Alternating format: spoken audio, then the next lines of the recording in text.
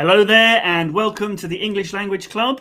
It's Tuesday, so it is time for our weekly live stream. I say that, but we did have take the last couple of weeks off, but we are back now for today. So I hope lots of people are going to join us. We do have a small handful of people.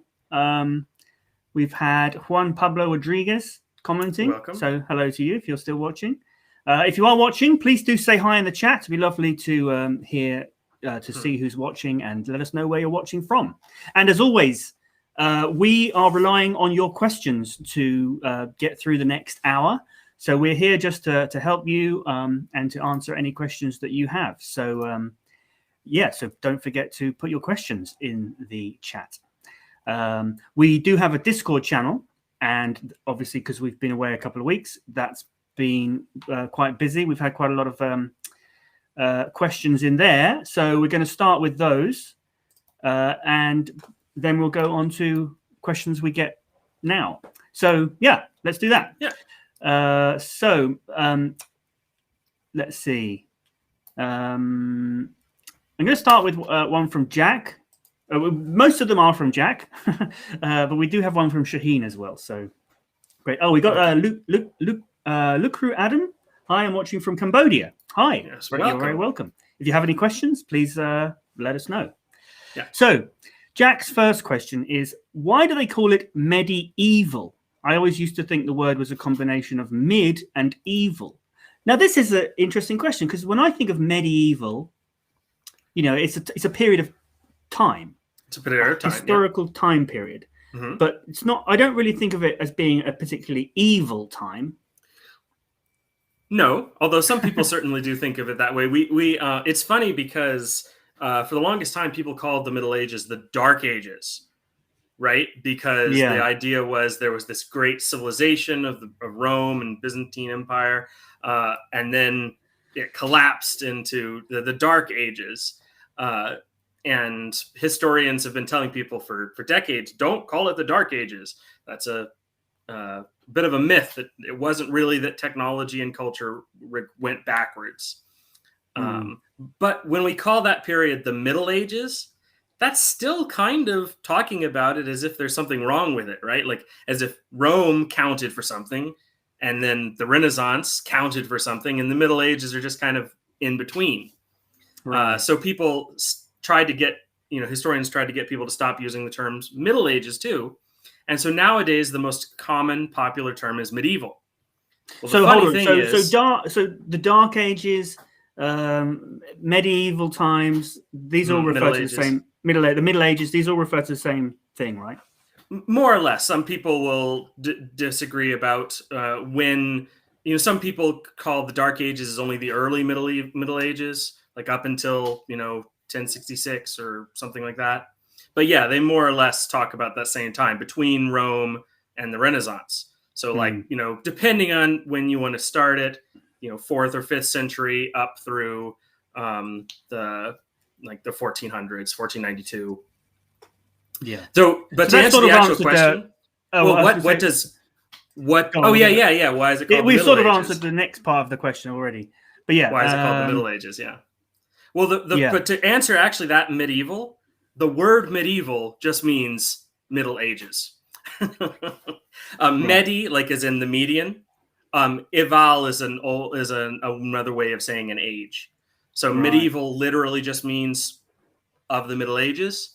So there really isn't a difference, but people like the but it's nothing to do with. But it's nothing to do with evil. Has nothing to do with evil. The eval with an a, has to do with age. Or a time period. Right. Yeah. Okay. So and welcome to Janine and welcome back, Natalie. Yeah. Hello, everyone. Yes, get your questions coming in. Nice to see some people watching, but we do need your questions. We've got 10 people, so if you haven't said hi yet, please do say hi. Yeah.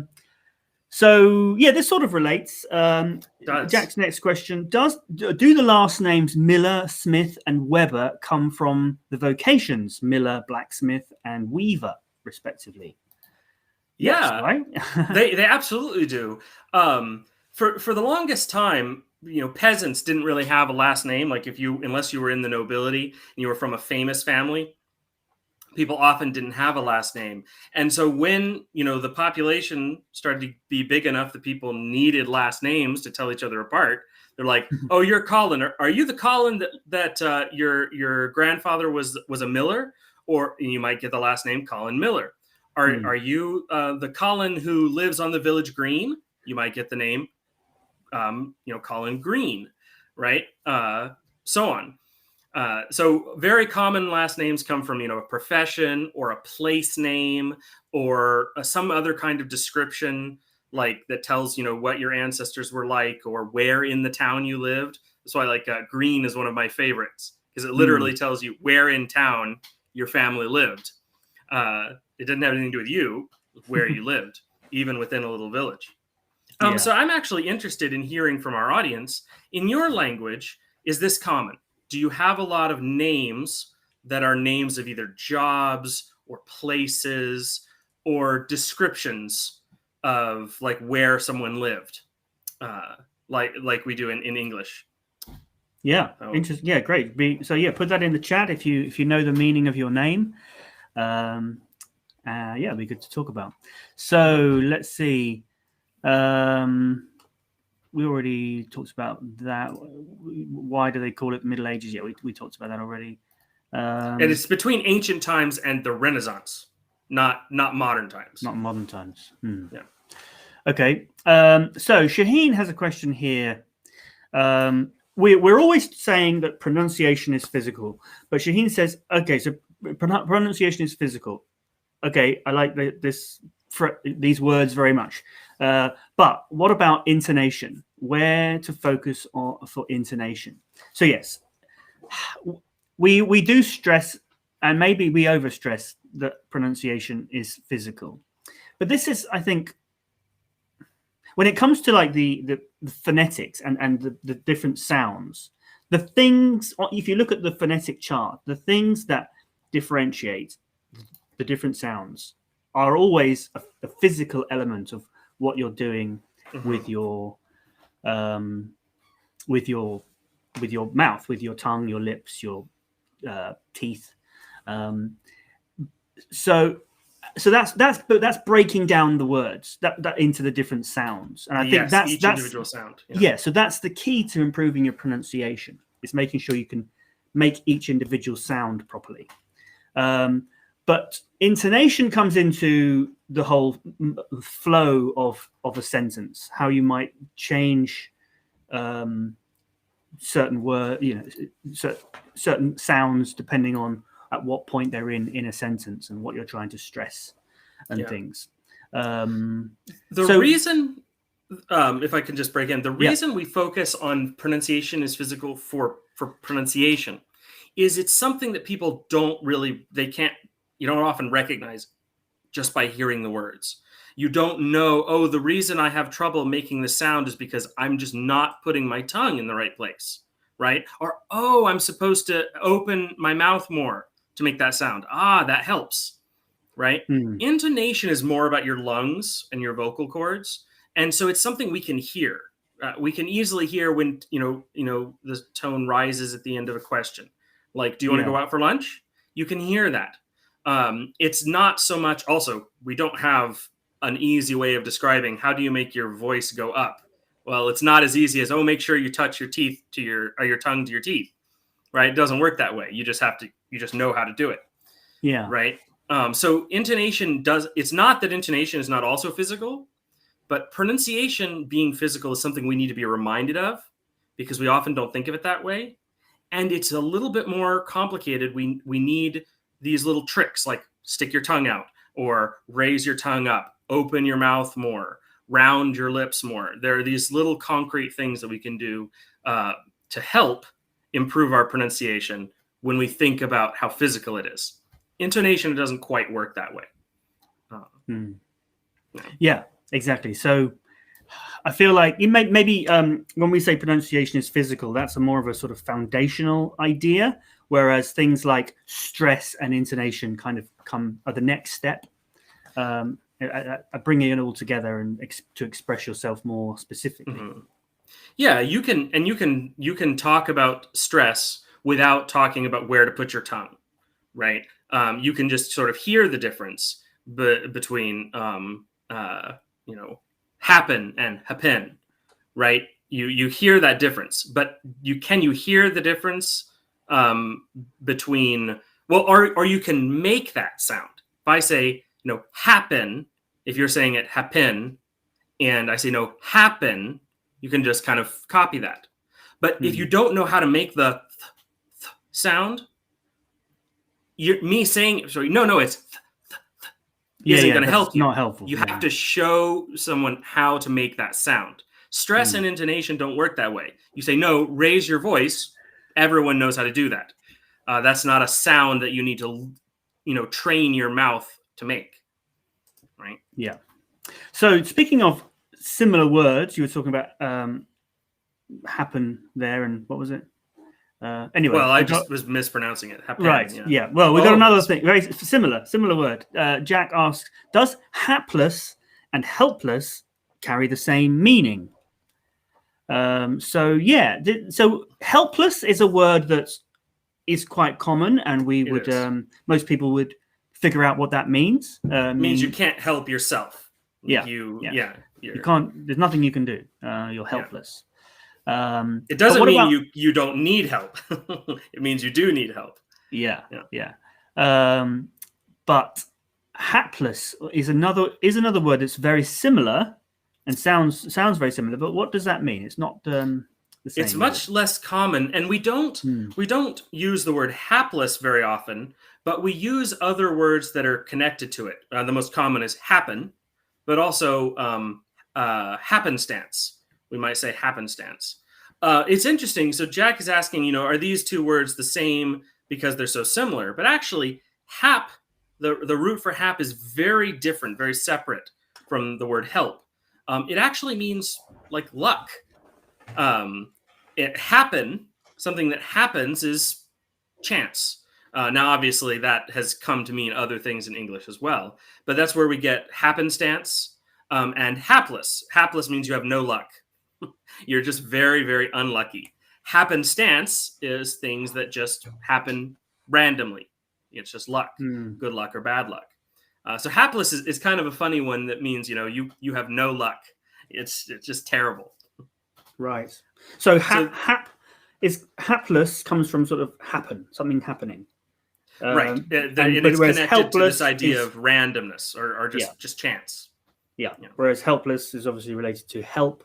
And that's a very different thing. So great. Yeah. Okay, so we've got a few more people joining us who said hello. Right, to Janine and Ines from Tunisia. I'm just Shahala.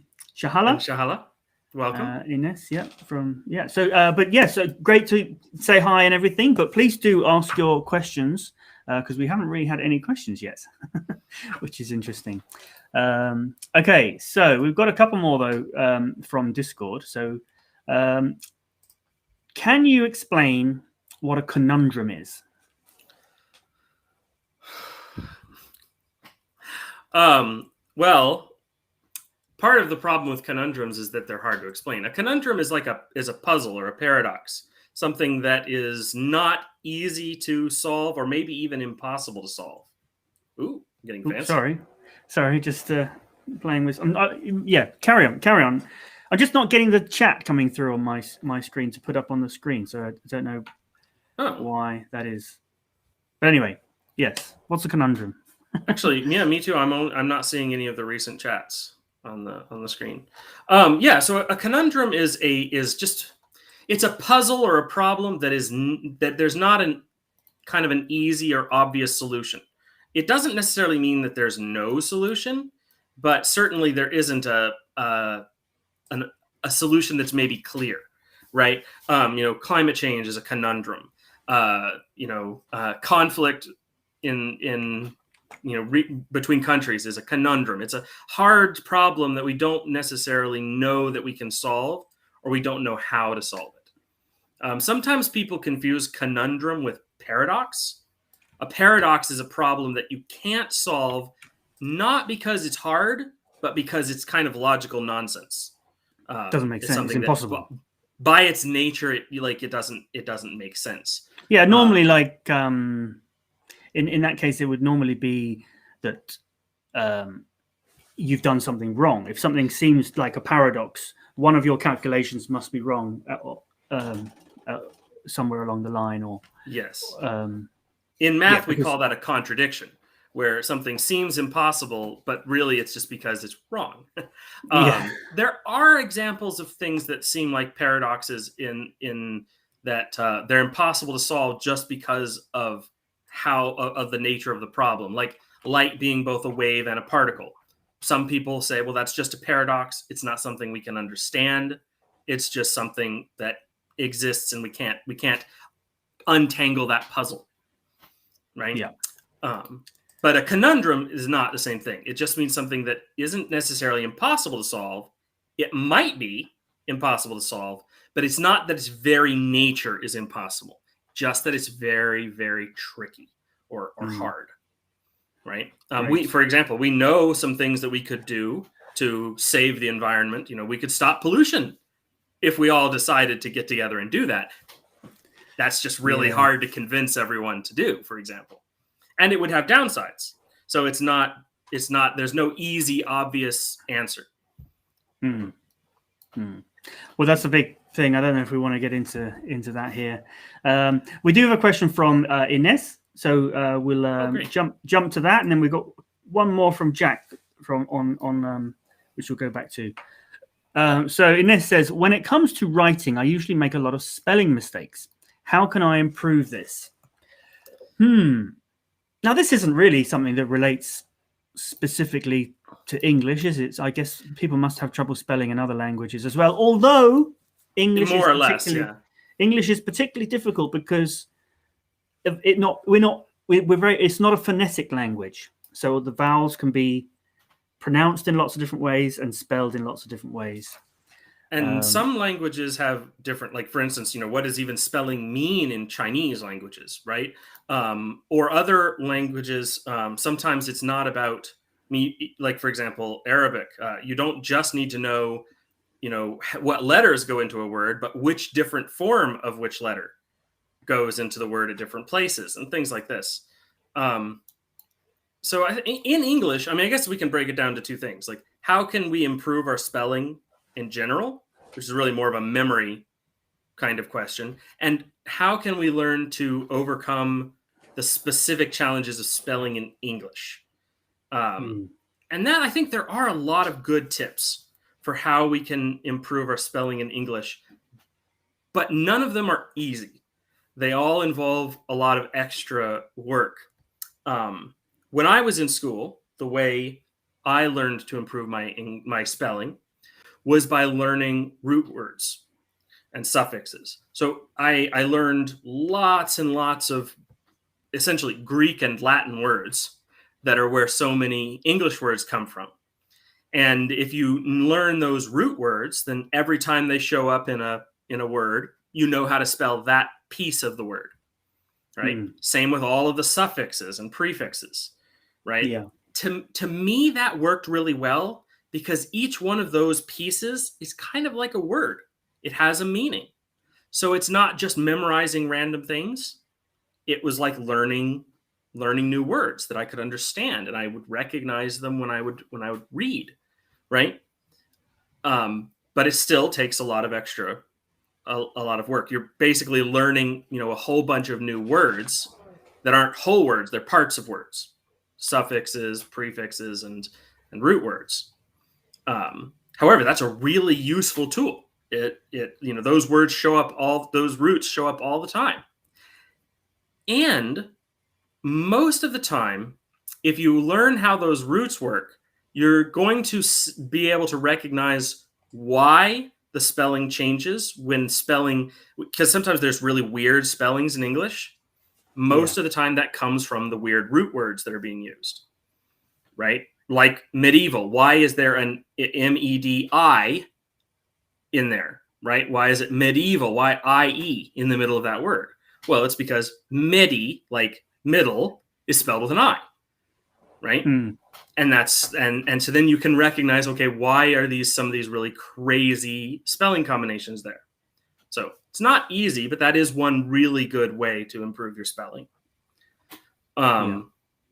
Another example would be like phonics rules. Again, it doesn't work all the time, but rules like, I before E, except after C, it's not going to work every time, but it can definitely help improve your spelling. Yeah, it is a tricky one though. I mean, is tricky. No easy answers. It's really definitely not. Yeah, and the problem is English is not phonetic, so you can't always not purely phonetic. Yeah. So, and yeah, I have trouble with spelling too. But most of the time nowadays, we're writing on a device that will help us. Although I guess if you're learning English as a second language, then you may have your keyboard set to not to English. It's like when I try to write Spanish. I know it's relatively easy to switch it, but it should be. Yeah, like if that's something you're having trouble with, I mean, that's the easiest tip you can give you. Yeah. Is make sure you learn how to put your keyboard or your spell check into whatever language you're learning, into English. It will make things a lot easier for you. Because I'm often writing Spanish on my English, and I don't bother to switch the keyboard, and it's always auto-correcting to an English word that's not what I'm trying to say. Yeah. And oftentimes, what we wind up in the modern world with spell check, what I try to teach my students is not so much remembering how to spell odd words. There's two things you need to know. You need to be able to spell the word close enough that spell check will figure out what you mean. And secondly, you need to be able to make sure that you're actually using the right word. So for example, your, and your, right? Like YOUR, like this is your, it's your time or whatever. YOURE, like apostrophe RE, like you are doing something, right? There. Make sure you're using the right word. Because spell check can't always help you with that, right? Yeah. Great. Okay, now hopefully that'll help. Yes. Yeah. Let us know, Ines, if that's helpful. I'm not sure if we're having a problem with the chats because for me, that's the last chat I can see. Can you see any more, Tony? No, I'm sure there must have been people who have said more things since then. Something seems to have gone wrong with the chat. But yeah, we do have one more from Jack from Discord, so I'll bring that one up now. So do us a favor if you're watching, go ahead and let us know if the say hi or something again. Yeah, so just we put know something if the chat in is there. Working. Because I haven't seen a new chat come up for at least 5 minutes. Okay. Well, anyway, so Jack says, "Eat your heart out." What does "eat your heart out" mean? So this is quite a common idiomatic expression. It's obviously not literal. Okay, Luca says he's still here. I'm still here. Oh, great. Okay. All right. So it is working. So maybe we're just not getting many questions. So yeah, do get your questions coming in then. Otherwise, we'll have to end it soon. End it early. But no, we got this question from Jack, and I think we can find a few more on Discord. Yeah.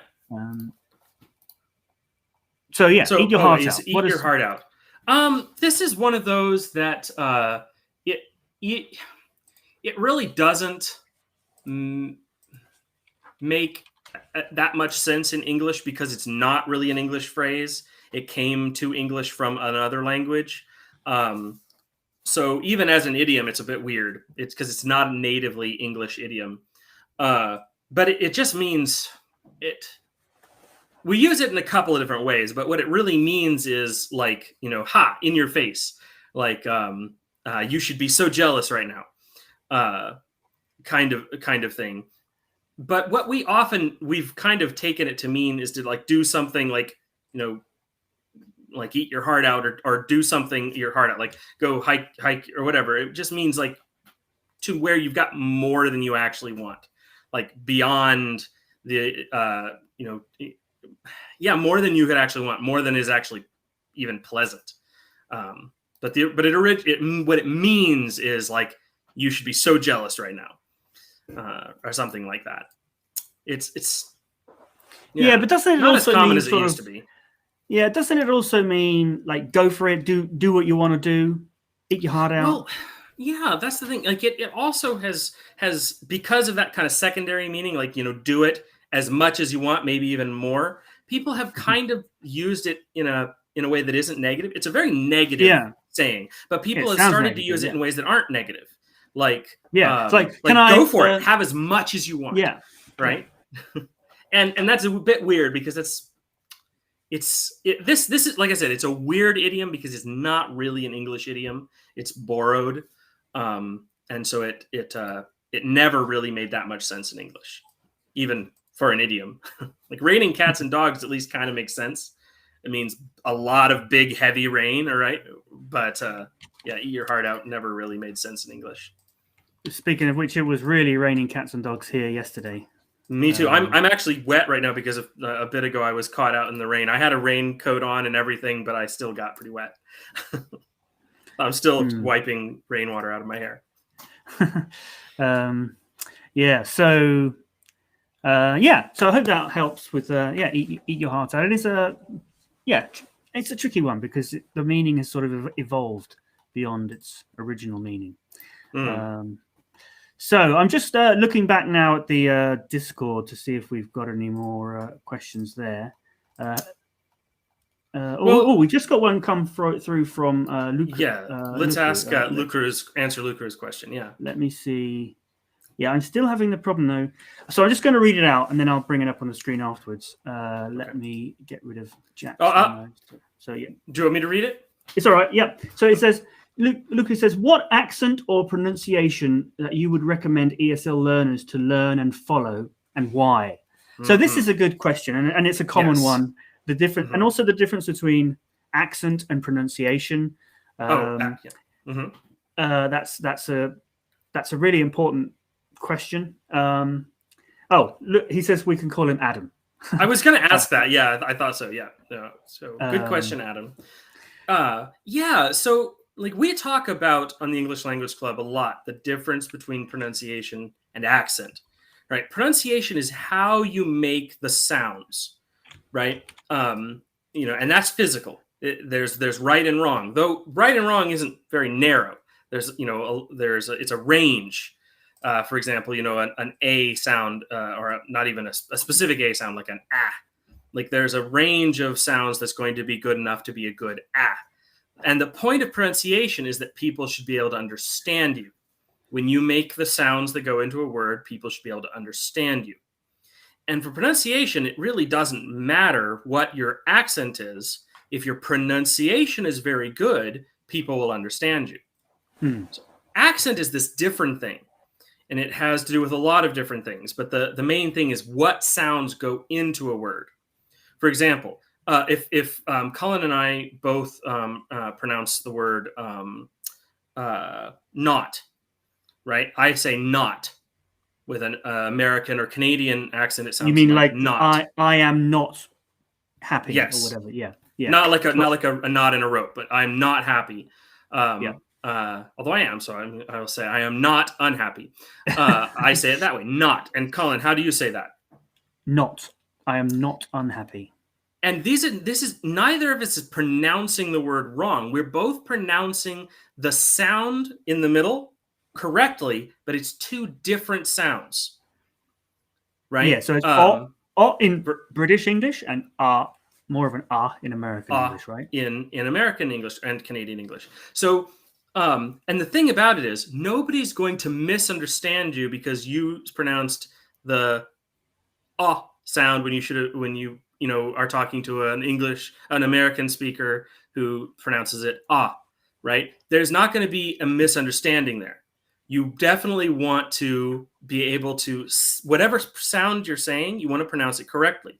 But if you pronounce things in a British English style, right? You use a British English accent, people are still going to understand you if you're speaking to American speakers. So much more important than which accent you speak or which accent you have, right, is making sure that you're pronouncing those sounds correctly, because the majority of the sounds are pronounced exactly the same way.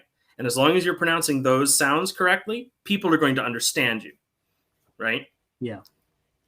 Yeah, and when you say what accent do you recommend ESL learners follow?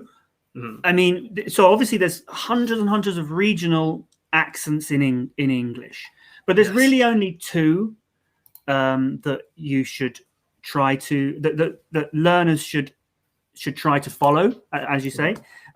So and they get simplified as British and American, but really when we say British, we're talking about RP accent. Which means received pronunciation. So that's sort of considered a standard.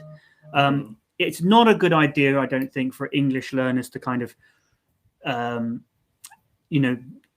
go straight into trying to speak with an Irish accent or a Northern Irish accent or a Scottish accent. It's just going to sound, it's going to be very difficult. And then that's the sort of British one. But then in America, what is the Midwestern accent? It's often called the Midwestern accent. You'll get different names for it. There isn't a standardized name for it. Some people will call it a Midwest accent. Some people will call it a standard accent or a general American accent. It's not as defined as RP is in British English. But you shouldn't try to, don't go for a Valley Girl accent or a Deep South accent or a New Yorker or Boston accent. You're just going to limit the number of people who can understand you. Exactly. Right? Yeah. So those are the two that people should follow: RP for British, received pronunciation, or sort of Midwestern for American. Yeah. Now, interestingly, tying in with that, we've got a great question from Abdul. He says, "Hello, sir. How do you pronounce water?" So I know that water is one of these words. I always see it in memes on Instagram and things like that, because the way we say it in British English, the way we say it in British English is a bit weird. It's a bit strange. I say water. That's the British version. Tony, do you want to model the American? Water. Water. Yeah. Water and water. And I remember actually being in New York and asking for a bottle of water, and the lady just being like, "What are you on about? I can't understand. Are you French?" She probably did not say, "What are you on about?" No, she didn't say that. She said, "Where are you from? Are you French?" But she actually said that. Yeah. And this is it's actually. Oh, go ahead. Well, I was just going to say, I actually had to then put on a little bit of an American accent just to order a bottle of water. Water. And my friend, who's American but he'd lived in the UK for many years, who was with me, sort of was laughing because he could tell that I wasn't speaking in my real voice. But exactly, and this does not just happen with from different countries' accents. Like if someone with a very, very strong Bostonian accent, for example, were to try to, talk to someone with a Deep South accent, they wouldn't pronounce water the same way. And there's even variations on how you can say that word depending on how fast you're saying it. Notice when I say it, I don't usually make a T sound. It's not really water. I might, if I'm saying, that's watery or something like that. But usually it's more of a D sound, water, because that's in an American or accent, especially the T sort of gets softened in the middle of the word. We called it, different things. But it's interesting about accents. I grew up in Florida, in the United States, and it's part of the South, especially not all parts of Florida are part of the South, but the part of Florida where I grew up was. And so most of the people around us had very strong Southern accents, but we didn't. We had a more Midwestern accent that didn't have as much regional variation. And oftentimes in stores, when I was a kid, people would come up to my parents and ask how their children had British accents because they thought we had British sounding accents, which is ridiculous. We did not have British sounding accents. Although when I was a teenager, I did use a lot of Britishisms because I read a lot of British literature, but this was even before that. It was just that, like you said, that person thought you had a French accent because it was unfamiliar in a way they didn't recognize. That was what was happening. Our accents were sharper than the standard Southern accent, and so they thought it sounded so odd. They thought we had a foreign accent. Well, a British accent. That's just kind of what they came up with to name it. So accents are interesting that way. And Adam has this question. What is a neutral accent? And yes, this is tricky because on the one hand, there is no neutral accent, right? Yeah. Everyone has an accent. I want to. Well, I mean, neutral. I like because, and I'll say why in a minute. But we don't like saying, there's no such thing as not having an accent. People always ask, how can I get rid of my accent, or how can I have no accent? That's just not how it works. Everyone has an accent, right? RP is just as much an accent as Yorkshire or West Country or Cockney. Midwestern American is just as much of an accent as Valley Girl, right? Everyone has an accent. You can't get rid of it. But when we say a neutral accent, what we mean is it has as little regional variation as possible. A neutral accent is an accent that the most number of people are going to be able to understand you. If you have a very strong Southern accent in the US, there are lots of people all over the US who will have trouble understanding you because they're not used to that accent, right? A lot of people here, we can understand a person with a British accent most of the time, no problem. But sometimes if they have a really strong Irish or Scottish accent, we have a hard time understanding them. Which is a British accent. It is a British accent, exactly. But it's not a neutral British accent.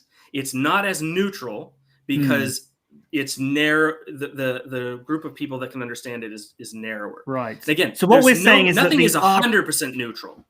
Yeah. Yeah, exactly. Go ahead. What we're saying is RP and Midwestern are the most neutral British and American accents, respectively. Exactly. But they're not 100% neutral. It's not like you can say, well, they have no accent at all. There are still people who aren't going to understand those, even people who speak that, type of English, like American English or British English.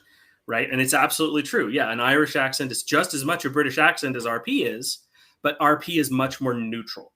So more people are going to be able to understand it. Fewer people are going to have trouble understanding it. And so and sometimes a neutral accent can be very helpful.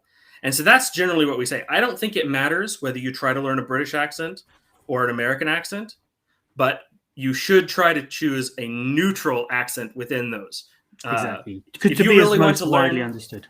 Exactly. If you really want to learn to speak with a really strong Scottish accent or whatever, that's basically only useful for like acting purposes. Like if you want to be able to tell jokes in a really strong Scottish brogue or whatever. But it's not really going to help you communicate better. Yeah. Now, I do have another story about accent, which I'm going to tell because Michael says he's finding this discussion about accent very interesting. But I do know that we do have another question about the word job and work. So we're going to come Vitaly's question. Yeah. Vitaly's question. So we are going to come to that, Vitaly. Don't worry. I'm just going to tell this little story because at the weekend I saw one of my cousins and her family for the first time in a couple of years. Oh, cool. And the last time I saw her, she's British, but she was living in Texas, and so she lived in Texas for a few years, and so her kids, they were like. I mean, her daughter is now like 10 or 11, and her son must be 7 or 8 or something. So they completely developed, when they lived in the States, they completely developed American accents, Texas accents. Wow. So yeah, I remember like the last time I saw them, my nephew was, not my nephew, but my cousin's son was like, you want to play some soccer? And it was funny seeing them because I had seen them before when they lived in England and they spoke, with English accents. But then this weekend when I saw them, they've been back now for a couple of years, but I haven't actually seen them until Sunday, and now they've just switched back to speaking with British accents. Interesting. So, it's amazing how children adapt. Children can move about very quickly. Yeah, so quickly. Yeah, and that actually. I'll tell a quick story as well, because there's one other thing I wanted to mention that I was saying earlier. When I first, the first time I spent a good chunk of time in the US after having lived in Canada, I remember I was with a group, and a bunch of us were going to order at a fast food restaurant, and the person didn't understand me. And it wasn't that I was pronouncing words differently, because I hadn't really changed my pronunciation, like the sounds that went into my words that much yet. It was because I was using different words than what they were expecting. And not even as big a difference as like pavement or sidewalk. We talk about that sometimes. I was using a word that was just less common in the US, but still means the same thing. Yeah. But it wasn't a word that they were used to hearing.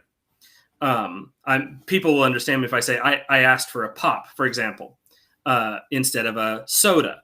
Like, pop still means soda in the US, but in the South, but in the South, nobody, it's very uncommon that you say that.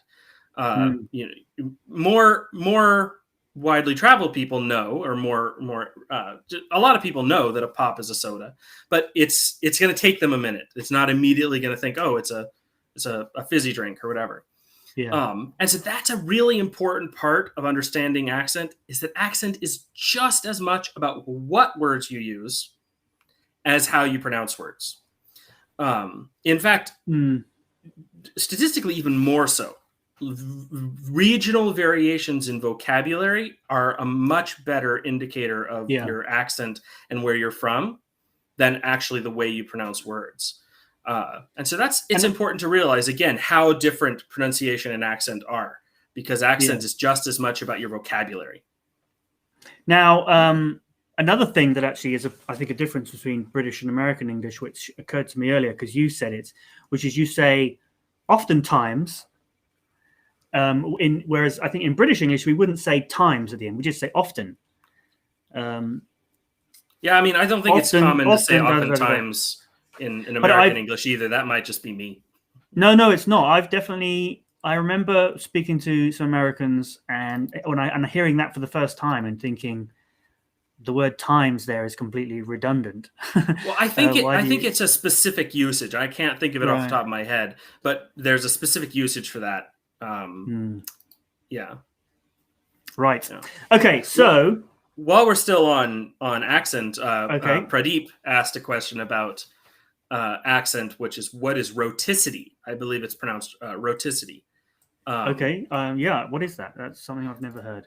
Well, it's actually really simple. Roticity is how, I might not be pronouncing it right, actually. It's one of those words that I only ever see written. Nobody says it out loud unless you're hanging out with. Rotricity. He's written rotricity. Is that? And I'm not sure that's. I think it's like roticity, like roticity. But roticity is how you pronounce your R's at different places in a word. Specifically, how do you pronounce an R at the end of a syllable? Rhotic means that you pronounce your R's even when they're at the end of a syllable as an R. Car, mother, you still pronounce the R at the end of the syllable as an R sound, an right? Non-rhotic means you don't. At the end of a syllable, R's are not really pronounced as R's. They're pronounced as part of the vowel. Yeah, mother, ka, right? And so there, for a long time, there was this idea, everyone was talking about how this is the big difference between British and American English. But it is not. There are plenty of British accents that are rhotic. They pronounce their R's at the end of a syllable. And there are American accents that are non-rhotic. They don't pronounce their R's at the end of it. The most famous is Bostonian, a ka. So that's what roticity is. And so you hear that word thrown around a lot when people are talking about accents, but it's not nearly as important as I think people make it out to be. It's not this some kind of super fundamental aspect of accent. It's just one of many different things. Though it's a bit of a funny story about how it became such a big deal, but Next time, another time. Let's move on now because because we've got another question, great question coming in from Ahmed, which I do want to get to, but we've got to get this question from Vitaly for Vitaly's question. Yeah, so Vitaly says, I came across this sentence: the flat I just moved into is not far from my job, and I wasn't sure about the word job there. We would normally use work. Is that correct in that context? Wouldn't we? So job and work. This is I think this is a really interesting question because work can be a verb. It is a verb, but it can also be a noun. I need to do some work. In that case, it's a noun. Or I need to work, then it's a verb. Whereas a job is always a noun, right? But you don't. I guess you do a job, but you wouldn't say, "I'm going to do my job." I mean, you could say doesn't. It's not wrong grammatically, but it's just not something you'd say. I need to go and do some work. We would say, or I need to go to work. Jobs are more. A job is more countable. Like I have a job to do. Yes. Whereas you say I have work to do, right? Yeah. Like work. So if you're talking about an indefinite amount, such as your entire career. You're talking about work, but that's not a major difference, but it is true. But then job also means like your career, exactly. We talk about I need to get a job. So that in that sense, yeah. So but then job can also mean, like you said, a countable thing. I've got 6 jobs to do today. That's not the same as your career. That's more like an errand. But if you say I work 2 different jobs, right? Right. You would say like if you have 2 part-time jobs. And again, the way we use these is different. With job, you need to have some kind of we call it a determiner, like or the or a number or my or your. So we would say, this job, the flat I moved into is not far from my job. But if you were going to use the word work, you would say the flat I just moved into is not far from work. Yeah, because it's not. I feel like you could say my work as well. You could, but that's mostly bleed over of using those 2 words similarly. Right. Yeah. The difference between them is technically whether it's countable or not. Yeah. So job and work are really interesting words because they do sort of overlap a lot, and there are even though there are kind of rules as to when you should use one or the other. Those rules do get broken, like you say. There's bleed over. There's bleed. They're so similar that rather than being 2 separate things, they just kind of slid together over time. Yeah, right? And I think that what we were talking about earlier about regional accent affecting vocabulary also plays a part here. I think in certain, regions within the UK, people might tend to use job more than work. In other places, they might use work more than job. And there are places you would never refer to the place where you work as work, right? But a lot of places will just call it, their business or their office. They'll say at work, right? And that's sort of informal, and there are places where you would never say that. But you'd say at the office or at the store, but you'd never say at work.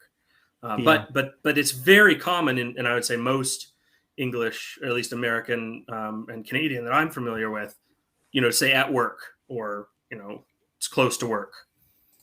So Vitaly, this sentence is totally okay. You can use job like this in this sentence. But good catch. Is an interesting observation. Yeah. So the next one, I'm not going to be able to bring it up on screen immediately. I'm going to read it first, and then I'll bring it up on screen because I have to do it manually. This is one from Ahmed? Yes. So remember, this one's 2-part, part 2. Yeah.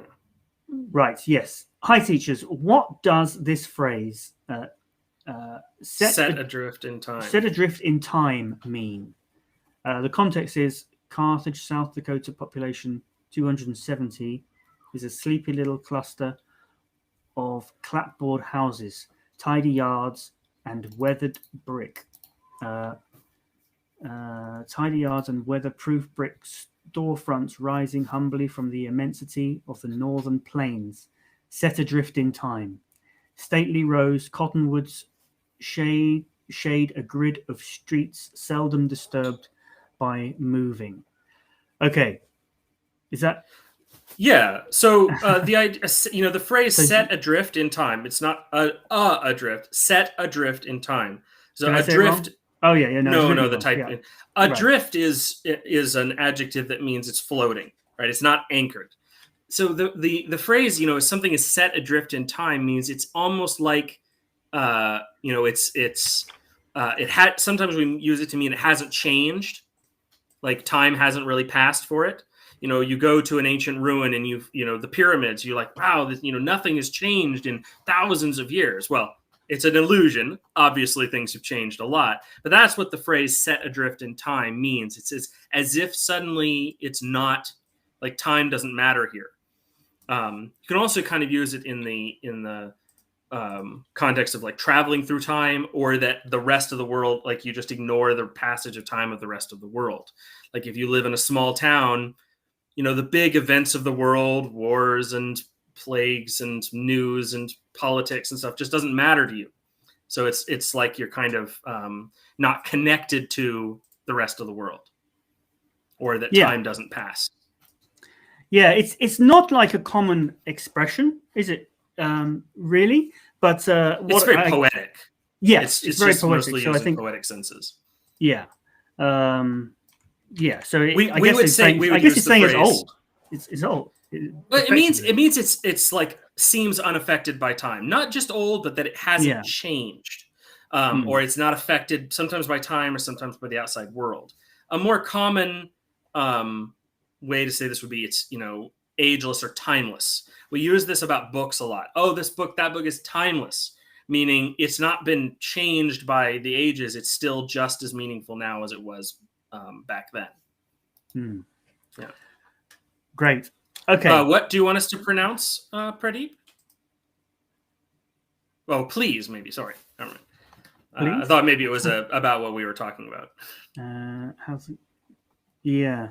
Oh, maybe. No, I think it's this one. I've just put this question. So Pradeep says, "What is Elysian?" I think it's Is that pronounced Elysian? It is. It's pronounced Elysian. Yeah. It's not Elysian. It's Elysian. Elysian. It's a schwa at the beginning. Not that it necessarily matters. Yeah. So this is to do with skipping out sounds, like in contractions and things, isn't it? Skipping out sounds or anything really, right? Like you often hear about unabridged books. Well, like if you cut out sections of a book, that's also technically an elision. But yeah, so contractions are an example. Sometimes we don't put an apostrophe; we just leave out whole words. Like shut the door. We're saying you shut the door, but we leave it out, right? This happens a lot in English and many other languages where we drop out whole words. And in the drops present out simple, positive, in the present simple or past simple. We drop things out a lot in English when it just becomes repetitive. We've said it enough times, maybe not us, but over the millennia, people speaking English and related languages have gotten tired of saying that, so we drop it out. Yeah, and it's pronounced Elysian. Great.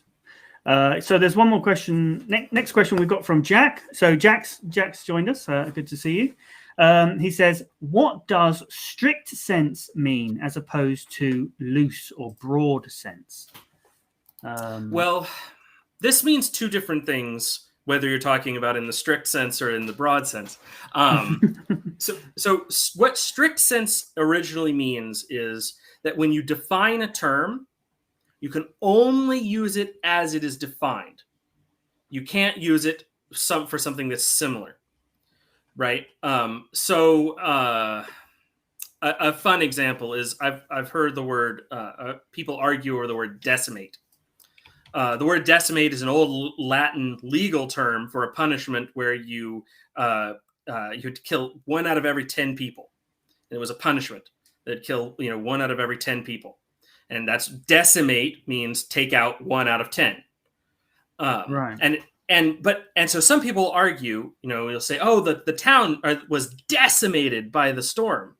And people will get on the internet and they'll be like, you can't say it's decimated unless exactly 1 out of every 10 houses were blown down. Well, no, that is ridiculous. Words change over time. So people could argue in the strict sense, decimate means 1 out of every 10 is destroyed. Well, but it's only you only use the strict sense if you're talking about Roman legal terms. And honestly, how many of us have ever had a conversation about Roman legal terms? I have. Most of you probably haven't. That doesn't surprise me. So that's the thing. Oftentimes when people say, oh, in the strict sense, what they mean is if you use that word in the definition of a specific field, it means something very narrow, only that exact thing. But in the broad sense, we use these words to mean lots and lots of other things, right? And that's honestly how words exist. That's how words happen, is we go from being a very narrow use, a strict sense, to the broad sense of it, right? Yeah. And I also hear people argue over what is the strict sense of a term, because strict sense has a specific definition that was used in language, which was like, you can only use a word for what it means. But nowadays we say this for all kinds of things. We say, even words that don't have a strict sense, when we say, well, in the strict sense, what we mean is if you think about it in a very narrow way, right? But even if it's not technically a strict sense, because that word doesn't have a special definition in a certain field. Generally speaking, people who are arguing too much about strict senses, they just want to be right. They don't want to. They're not actually interested in communicating. Yeah, that is a problem in English, especially when you get sort of deep into phonetics and grammar. People will argue about what some obscure grammatical term means. It's like, so we at English Language Club, we resist getting that into it because it's not helpful for helping people improve their communication. And that's exactly what it's about. Language is about communicating. It's about being understood. Some people have a good time with figuring out how all the pieces work and what they're called. I mean, I'm one of them. But that's not what most people need to help them communicate. Yeah. Right? Okay, so we do have a couple more questions. Let me see. Can we respond to Vitaly just double checking? Not far from my job and not far from work are both fine? Yes. Because you write it that way. Again, the my work, not far from my work is okay, but it's not far from work is definitely okay. Yeah. So what we were saying earlier about bleed, what was it? Bleed over, bleed through? Bleed over, yeah. With technically my work is wrong, but it's so commonly done wrong. It's taking the structure from my job and then using it with my work. So it's done so often like that we can say that that's right. So yes, if you wanted to say my, you maybe could say from my workplace, right? Yeah. But again, people just say my work all the time. But you can just say from work, right? But I think the most common means your work. For me, the most common, the most correct, even though there's lots of correct ways of phrasing this sentence, for me the best one would be not far from work. I agree. That is the most correct in all the strict senses, but also it's probably the most commonly understood. Yeah. So we're going to have to draw things to a close now. So we might have. I think there were one or two questions we missed. Well, Pradeep has a bunch of questions that we weren't able to answer all of them, Pradeep. But also we really don't want to get into too much of the technical things like a super segmental feature. It's more technical than I think most people are going to be helped out with. Though we could give you an answer, but we're all also kind of out of time. Yeah. So I hope you understand. We're about helping people try to learn English rather than learn really obscure grammatical terms, just so that they can sort of that aren't going to be that helpful for communication. So we really try to stay focused on communication skills rather than academic jargon.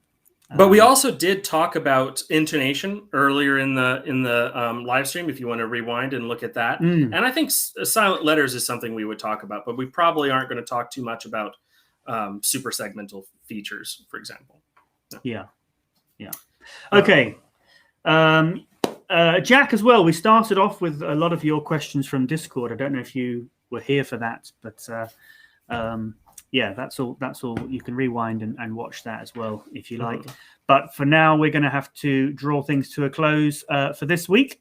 So thank you very much for joining us. As always, remember that there is the Discord channel or the Discord server, and in there is a channel where you can post your questions during the week for us to respond to on the live stream. So we always start with those questions.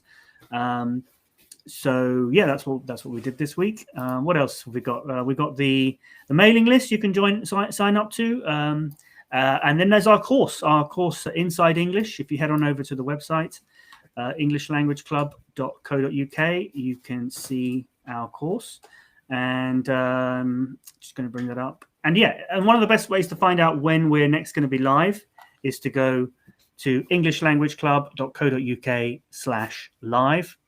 And you should see our next live stream should be embedded there, and you can click to be notified when we go live. But obviously, make sure you're subscribed as well. And if you are still watching, please give us a thumbs up. That's always really helpful as well. But I think that's it for this week. So see you next week. Bye-bye.